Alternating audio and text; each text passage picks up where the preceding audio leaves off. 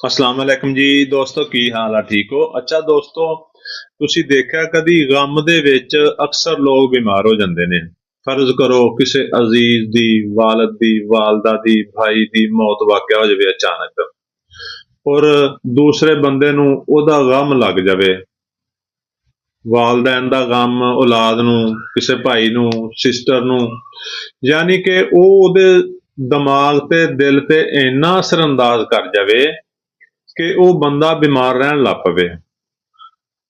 ਉਹਨੂੰ ਗਮ ਦੇ ਨਾਲ ਬਾਜ਼ ਲੋਕਾਂ ਨੂੰ ਬੁਖਾਰ ਆਉਣ ਲੱਗ ਪੈਂਦਾ ਹੈ, ਕਹਿੰਦੇ ਨੇ ਯਾਰ ਇਹ ਗਮ ਦੇ ਵਿੱਚ ਬਸ ਮਰਿਆ ਜਾ ਰਿਹਾ ਹੈ। ਬਸ ਇਹਦਾ ਭਾਈ ਜਿਹੜਾ ਸੀ ਜਾਂ ਇਹਦਾ ਵਾਲਦ ਸੀ ਇਹਦੇ ਨਾਲ ਬਹੁਤ ਪਿਆਰ ਕਰਦਾ ਸੀ। ਜਦੋਂ ਦਾ ਇਹਦਾ ਵਾਲਦ ਵਿਛੜਿਆ ਇਹਦੇ ਤੋਂ ਜਾਂ ਇਹਦਾ ਅਜ਼ੀਜ਼ ਵਿਛੜਿਆ ਹੈ, ਇਹ ਬੰਦਾ ਬਿਮਾਰ ਹੋ ਗਿਆ ਹੈ। ਗਮ ਦੀ ਵਜ੍ਹਾ ਤੋਂ ਬਿਮਾਰ ਹੋ ਜਾਣਾ, ਗਮ ਦੀ ਵਜ੍ਹਾ ਤੋਂ ਬੁਖਾਰ ਆਉਣ ਲੱਗ ਪੈਣਾ, ਕੋਈ ਵੀ ਗਮ ਹੈ ਨਹੀਂ ਬਣ। ਕੋਈ ਫਰਜ਼ ਕਰੋ ਬਿਜ਼ਨਸ 'ਚ ਲਾਸ ਹੋ ਜਾਂਦਾ, ਇਹ ਵੀ ਗਮ ਆ। ਤੇ ਲੋਕ ਦਿਲ ਨੂੰ ਲਾ ਲੈਂਦੇ ਨੇ, ਜ਼ਾਹਿਰ ਜੀ ਗੱਲ ਆ, ਲੱਗਣਾ ਵੀ ਚਾਹੀਦਾ, ਕਿਉਂਕਿ ਜਦੋਂ ਬੰਦਾ ਕ੍ਰਾਈਸਿਸ 'ਚ ਆਉਂਦਾ ਹੈ ਤੇ ਫਿਰ ਉਹਨੂੰ ਬੜੇ ਪ੍ਰੋਬਲਮ ਹੁੰਦੇ ਨੇ। ਅਗਰ ਕੋਈ ਇਸ ਤਰ੍ਹਾਂ ਦਾ ਵੀ ਇਸ਼ੂ ਹੋ ਗਿਆ ਹੈ ਕਿ ਉਹਨੂੰ ਕਿਸੇ ਬਿਜ਼ਨਸ ਦੇ ਲਾਸ ਦਾ ਗਮ ਲੱਗ ਗਿਆ ਹੈ, ਜਾਂ ਕੋਈ ਅਜ਼ੀਜ਼ ਦੂਸਰੇ ਮੁਲਕ ਚਲਾ ਗਿਆ ਹੈ ਜਾਂ ਛੱਡ ਕੇ ਕਿਤੇ ਹੋਰ ਚਲਾ ਗਿਆ ਹੈ, ਔਰ ਉਹਦੇ ਤੋਂ ਬਗੈਰ ਉਹਦਾ ਗੁਜ਼ਾਰਾ ਨਹੀਂ, ਤਨਹਾ ਹੋ ਗਿਆ, ਉਹਨੂੰ ਤਨਹਾਈ ਦਾ ਗਮ ਹੋ ਗਿਆ। ਅਗਰ ਕਿਸੇ ਮੇਰੇ ਭਾਈ ਨੂੰ, ਅਜ਼ੀਜ਼ ਨੂੰ ਕੋਈ ਇਸ ਤਰ੍ਹਾਂ ਦਾ ਮੈਟਰ ਹੈ ਕਿ ਗਮ ਦੀ ਵਜ੍ਹਾ ਤੋਂ ਕੋਈ ਬਿਮਾਰੀ ਪੈਦਾ ਹੋ ਗਈ ਆ, ਗਮ ਦੀ ਵਜ੍ਹਾ ਤੋਂ ਅਕਸਰ ਲੋਕਾਂ ਦਾ ਮਿਹਦਾ ਖਰਾਬ ਹੋ ਜਾਂਦਾ, ਜਿਵੇਂ ਕੋਈ ਤਕਲੀਫ ਪਹੁੰਚਦੀ ਆ, ਜਿਵੇਂ ਕੋਈ ਗਮ ਪਹੁੰਚਦਾ ਹੈ, ਅਕਸਰ ਲੋਕਾਂ ਦਾ ਮਿਹਦਾ ਜਵਾਬ ਦੇ ਜਾਂਦਾ ਹੈ, ਬਦਹਜ਼ਮੀ ਹੋ ਜਾਂਦੀ ਆ, ਖਾਣਾ ਨਹੀਂ ਖਾਣ ਨੂੰ ਦਿਲ ਕਰਦਾ, ਅਗਰ ਖਾਂਦੇ ਨੇ ਖਾਣਾ ਤੇ ਉਹ ਹਜ਼ਮ ਨਹੀਂ ਹੁੰਦਾ। ਜਾਂ ਅਕਸਰ ਲੋਕਾਂ ਨੂੰ ਗਮ ਦੀ ਵਜ੍ਹਾ ਤੋਂ ਬੁਖਾਰ ਆਉਣਾ ਸ਼ੁਰੂ ਹੋ ਜਾਂਦਾ ਹੈ, ਬੜੀਆਂ ਦਵਾਈਆਂ ਲੈਂਦੇ ਨੇ ਲੇਕਿਨ ਬੁਖਾਰ ਉਤਰਨ ਦਾ ਨਾਂ ਹੀ ਨਹੀਂ ਲੈਂਦਾ।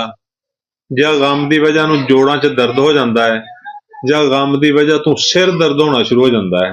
ਐਨੀਵਨ ਕੋਈ ਵੀ ਪ੍ਰੋਬਲਮ, ਕਿਉਂਕਿ ਹਰ ਬੰਦੇ ਨੂੰ ਮੁਖਤਲਿਫ ਪ੍ਰੋਬਲਮ ਹੁੰਦੇ ਨੇ ਗਮ ਦੀ ਵਜ੍ਹਾ ਤੋਂ। ਤੇ ਅਗਰ ਭਾਈ ਕਿਸੇ ਨੂੰ ਗਮ ਦੀ ਵਜ੍ਹਾ ਤੋਂ ਕੋਈ ਪ੍ਰੋਬਲਮ ਹੋ ਗਿਆ ਹੈ, ਉਹਨੂੰ ਕੋਈ ਸਦਮਾ ਹੋ ਗਿਆ ਹੈ, ਸਾਡੀ ਅੱਜ ਦੀ ਰੈਮਡੀ ਨਾ ਸਿਰਫ ਉਸ ਸਦਮੇ ਨੂੰ ਜ਼ਿਹਨ ਚੋਂ, ਦਿਲ ਚੋਂ ਨਿਕਾਲ ਸਕਦੀ ਆ, ਬਲਕਿ ਉਸ ਮਰੀਜ਼ ਨੂੰ ਸ਼ਫਾਯਾਬ ਵੀ ਕਰ ਸਕਦੀ ਆ। ਤੇ ਦੋਸਤੋ ਕਰਨਾ ਕੀ ਹੈ, ਦੇਖੋ ਹੋਮਿਓਪੈਥਿਕ ਦਵਾ ਇਗਨੇਸ਼ੀਆ 200 ਤਾਕਤ ਦੇ ਵਿੱਚ ਲੈਣੀ ਆ।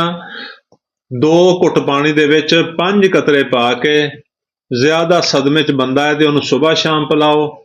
3-4 ਦਿਨ ਤੋਂ ਬਾਅਦ ਉਹਦਾ ਸਦਮਾ ਕਮ ਹੋਣਾ ਸ਼ੁਰੂ ਹੋ ਜਾਏਗਾ। ਹਫ਼ਤੇ 10 ਦਿਨ ਤੋਂ ਬਾਅਦ ਉਹ ਮਰੀਜ਼ ਠੀਕ ਹੋਣਾ ਸ਼ੁਰੂ ਹੋ ਜਾਏਗਾ, ਬਲਕਿ ਬਿਲਕੁਲ ਠੀਕ ਹੋ ਜਾਏਗਾ।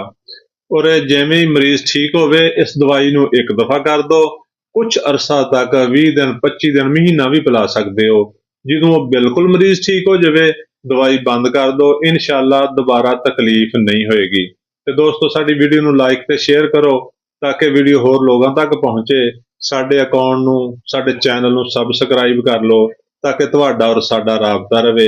ਸ਼ੁਕਰੀਆ, ਅੱਲਾਹ ਹਾਫਿਜ਼।